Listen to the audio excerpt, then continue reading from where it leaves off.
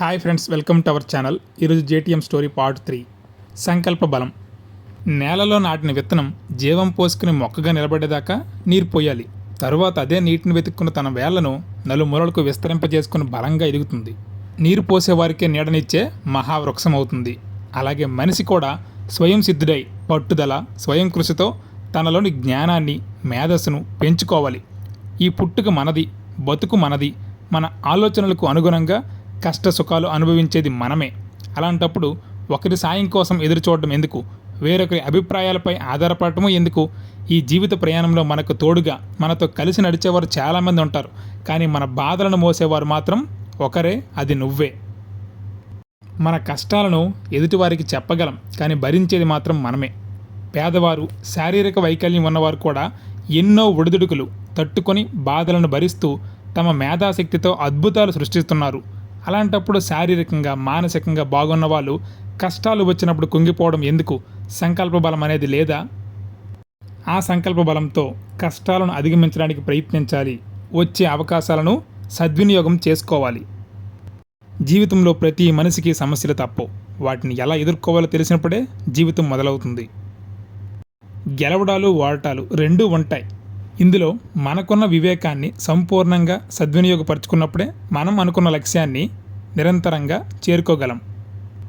ఒక లక్ష్యం సాధించేటప్పుడు అడ్డంకులు, అవరోధాలు చాలా ఏర్పడతాయి. ప్రతి జీవి కూడా ఎన్నో అడ్డంకులు ఎదుర్కొంటుంది. తేనెటీగలు ఎంతో కష్టపడి తేనెతుట్టును ఏర్పరచుకుంటాయి. దాన్ని ఎవరో తీసుకుపోతారు. అంత మాత్రాన అవి ఊరుకునే ఉండవు. దాన్ని ఎవరో తీసుకుపోయినా మళ్ళీ అన్వేషణ సాగిస్తాయి. ఏ చెట్టు కొమ్మ అనువుగా ఉంటుందో చూసుకొని తిరిగి అక్కడ తేనెతుట్టను కట్టుకుంటాయి. విజయ శిఖరాలను చేరాలనుకునేవారు ఎలాంటి అవరోధాలని పట్టించుకోకూడదు. మనలోని బలహీనతను పదే పదే గుర్తు చేసుకుని బాధపడకూడదు.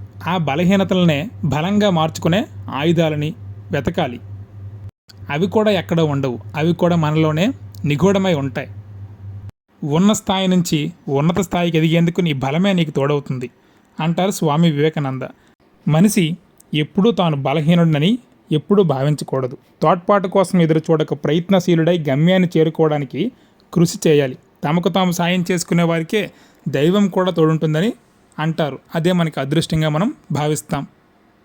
గాలిలో దీపం పెట్టి దేవుడా నీ దయ అంటే ఫలితం ఉండదు కదా. ఎంత గొప్పవారికైనా స్వప్రయత్నం అంటే వాళ్ళకి వాళ్ళు చేసుకునే ప్రయత్నం వల్లే కార్యసిద్ధి లభిస్తుందని ప్రతి ఒక్కరూ మనం ఇక్కడ గ్రహించాల్సిన విషయం ఉంది. ఇక్కడ సంకల్ప బలం అంటే చేయదలుచుకున్న పనిని మనస, వాచ, కర్మన నమ్మి పూర్తి చేయగలగడం. ఉన్నత శిఖరాలు అధిరోహించడానికి మన యొక్క బలాల్ని మనం నమ్ముకోవాలి. ఆ బలం వెంట నిలబడగలగాలి. ఆ బలాన్ని మరింత బలంగా మార్చుకోవాలి. ఎగ్జామ్స్ దగ్గర పడుతున్నాయి. అందరికీ అవే రోజులు. ఈ రోజులను ఎవరైతే చక్కగా వినియోగించుకుంటారో, ఎవరి సంకల్ప బలం ఎంత బాగా ఉంటుందో, ఎవరి దీక్ష డిఎస్సి ఉద్యోగం వైపు ఉంటుందో వాళ్ళందరూ కూడా ఈ ఉన్నన్ని రోజులు చాలా జాగ్రత్తగా వృధా చేయకుండా చదువుకుంటే మీ సంకల్పానికి మీరు అతి దగ్గరలో ఉన్నట్లు.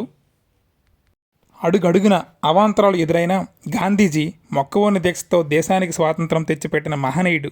ఒక మామూలు వ్యక్తిని స్వాతంత్రోద్యమ సారథిని చేసింది కేవలం ఆయన సంకల్ప బలమే అన్నది జగమెరిగిన సత్యం. Martin Luther King, Nelson Mandela, చరిత్రలో ఇంకా ఎందరో మహానుభావులు కేవలం సంకల్ప బలంతోనే గొప్ప గొప్ప కార్యాలు నిర్వర్తించారు.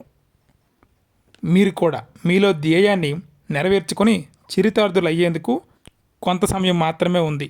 మీరు కూడా గమ్యాన్ని చేరుకోగలరని ఆశిస్తూ మీ శ్రేయోభిలాషి. Thank you for watching. Please subscribe, like and share our channel.